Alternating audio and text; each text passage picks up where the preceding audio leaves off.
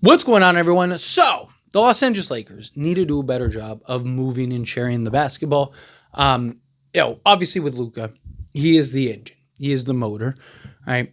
You knew as soon as you got Luka that the Lakers getting 30 plus assists was probably not going to be a regular thing anymore, right? That Luka's going to be on ball most of the time, that he's going to be the guy that's, hitting shots and making the passes and making the plays and doing all the ins and outs, right?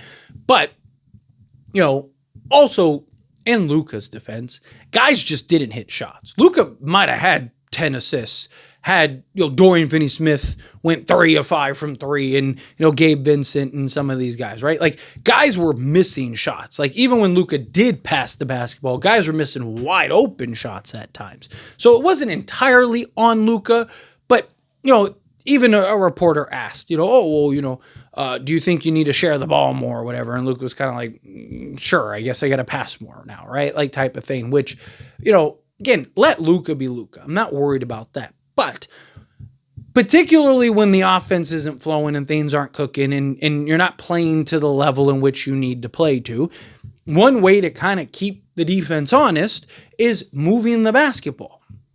Right, Lakers had too much kind of standing around stagnation where guys, there was no side-to-side movement of the basketball. It was a lot of just like isolation type go, which again, when you have LeBron, Luka, and Austin Reeves, you're going to have those moments. You're going to have a lot of those things.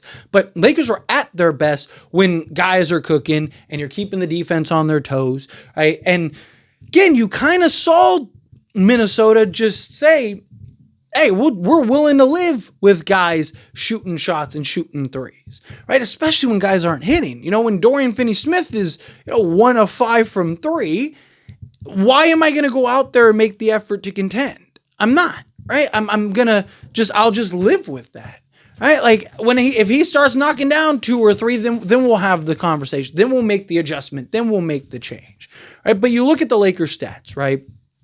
They had just 15 assists. 15 assists. Like that, not in a half, right? For the game, they had 15 assists, right? Minnesota had 29. And one of the big things that I talked about very heavily during the last few seasons, since I basically started doing the YouTube thing, is every time the Lakers had 30 or more assists, they won every one of those games outside of like a couple. I think their win rate was like 95% or something, like when they had over 30 assists. There were games where like they'd have like 29 or whatever, but basically over 30 assists, Lakers would win all those games.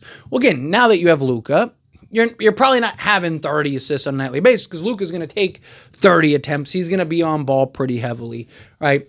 But you can still get to 26 assists, 25 assists, somewhere in that range, which we've seen the Lakers do pretty regularly, especially when they were winning games and doing all those things. Right? Again, part of it is guys have to hit shots.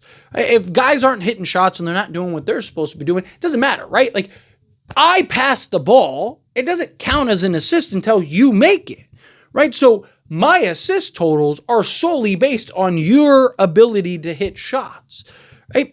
Also, he didn't have, like in Luka's case, because a lot of people really point to Luka only having 1 assist. Well, Luka only having 1 assist, well, you also didn't have Jackson Hayes, which is usually his outlet, and he usually gets you 3 or 4. So like half of his assist total usually comes from just a lob threat to Jackson Hayes. And then you add in guys not hitting shots and so on and so forth, put you in a bad spot. But no one really had assists, right? And that's the problem. Like nobody was wheeling and dealing. So Luka had 1, Austin Reeves had 3, and LeBron had 3. So between your 3 primary playmakers, you had 7 assists total, right? So again, I understand Luka only had 1 assist, but it wasn't like LeBron had 8, right? It wasn't like Reeves had 8, right? So again, I'm not critical. I'm not worried about it with LeBron, Reeves, and Luka. We've seen those guys get you 8, 10 assists on a regular basis, but you got to do a better job of not bailing out the defense. When you're too predictable, and I know it's a lot of heavy isolation. Now, look, when Luka is cooking, let him cook, right? Especially when he's being efficient, especially when he's knocking down at an efficient rate, at an efficient clip, right? When, you see where he'll knock down, 7 out of 8 threes or something like that, right? You got to let him go, right? Because that's your best offense at that point. But when he's not in the games, right? You had LeBron and Reeves just really struggle, and at times just very passive, right? That second quarter was a great example. Luka ends up sitting out half of that quarter, and they went on a 26-6 run. Right? Like, that's not good. You're not winning very many games, and you had LeBron and Reeves out on the basketball court. And they just couldn't score the basketball, right? But it also was a lot of just like, again, heavy isolation, careless turnovers, just not swinging and moving the basketball. And I understand, like, you want Reeves, and I do. I want Reeves to be aggressive. I want LeBron to be aggressive. It's finding that balance. But LeBron and Reeves and Luka have done a very good job of finding that balance, particularly, these last 10 games or so.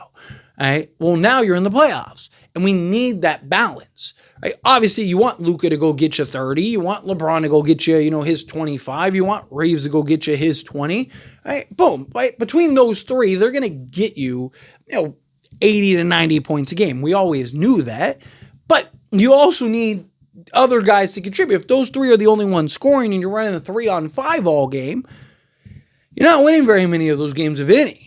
Because you need other guys to be able to knock down shots. You need to score more than 90 points to win. Lakers defense isn't that good to where they're just going to hold everybody to, 80 points a game, right? Like, so Lakers need guys like a Dorian Finney-Smith and a Rui Hachimura and a Gabe Vincent and Jordan Goodwin and so on and so forth to provide you that offensive firepower, that offensive punch, which again boils down to hit shots. We've talked very heavily about guys need to hit shots going into this postseason. I said a lot of this is going to live and die by the Lakers hitting shots. We are one of those teams that are going to live and die by the three. We are very reliant on our small ball lineup because we just don't have the interior size. We don't have the center. Jackson Hayes isn't a starting caliber center, right? Like, again, he's great. He has his moments. I like Jackson Hayes. I'm all for keeping him long term, but as your starter, I have my concerns, right? I really think that, Lakers are going to live and die by the way that they generate offense and shoot the basketball. And game one, Lakers just didn't shoot the basketball well. They need to shoot the basketball better. They need to be better in those games. But again, it's one game. Figure it out. But you got to move the basketball. You got to share the basketball. Can't be stagnant. Anyway, as always, this is a discussion, and I pass a question on you. Let me know your thoughts and opinions down in the comments below. What do you think? How do you feel? What are your thoughts? Do you agree with me? Disagree with me? Kind of mixed in the middle? How do you feel? Whatever your thoughts are, I'd love to hear it. So let me know. That being said, if you haven't liked this video, hit that like button. Helps me a lot. So we enjoy these types of videos, and I truly appreciate it. Not subscribe channel, hit that subscribe button. Turn on the bell notifications. Appreciate y'all. See you in the next one.